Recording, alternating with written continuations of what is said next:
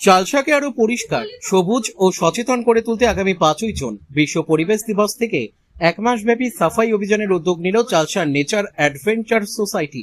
এই বিশেষ অভিযানে চালসা ভিউ পয়েন্ট, চালসা হাসপাতাল চত্বর, বিরসা মুন্ডা পার্ক, লাল শুকরা পার্ক সহ একাধিক গুরুত্বপূর্ণ এলাকায় পরিষ্কার পরিচ্ছন্নতার কাজ চলবে। সমাজসেবামূলক এই উদ্যোগে নেতৃত্ব দিচ্ছেন পরিবেশ প্রেমী মানবেন্দ্র সরকার ও সুমন চৌধুরী। দাদা, আজকে যে প্রেস মিটটা ডাকা হলো, তো এটার মূল উদ্দেশ্যটা কি? আজকে এই প্রেস মিটের ডাকার মূল উদ্দেশ্য, আমরা চালসা শুভাকাঙ্ক্ষী সকল জনসাধারণকে বার্তা দিতে চাই যে আগামী 5ই জুন বিশ্ব পরিবেশ দিবস। এটা একটা গুরুত্বপূর্ণ দিন।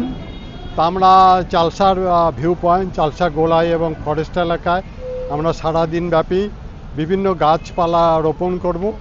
সেই উপলক্ষে চালসা জনসাধারণ যারা পরিবেশ নিয়ে কাজ করে এবং যারা পরিবেশকে ভালোবাসে সবাইকে আমরা আহ্বান করছি যে আজকে আমাদের সাথে এই দিনটিতে এবং ওই সপ্তাহে ব্যাপী আমাদের বিভিন্ন উন্নয়নমূলক কাজে যাতে সহযোগিতা করে, সেই বার্তার জন্যই আজকে আমরা প্রেস মিট করতে চাচ্ছি যে 5ই জুন একটা বিশ্ব পরিবেশ দিবস। বর্তমান একটা নতুন সরকার গঠন হয়েছে, সে সরকারেরও প্রতি আমাদের আবেদন থাকবে তারা যেন নতুন সরকারের মানে উন্নয়নের মধ্যে এই পরিবেশকে যাতে উন্নয়ন করা যায় সেটার কর্মসূচি মানে খুব গুরুত্ব সহকারে পর্যালোচনা করে এবং আগামী দিনগুলিতে যাতে বিভিন্ন রকম উন্নয়ন কাজগুলিতে সহযোগিতা পাই।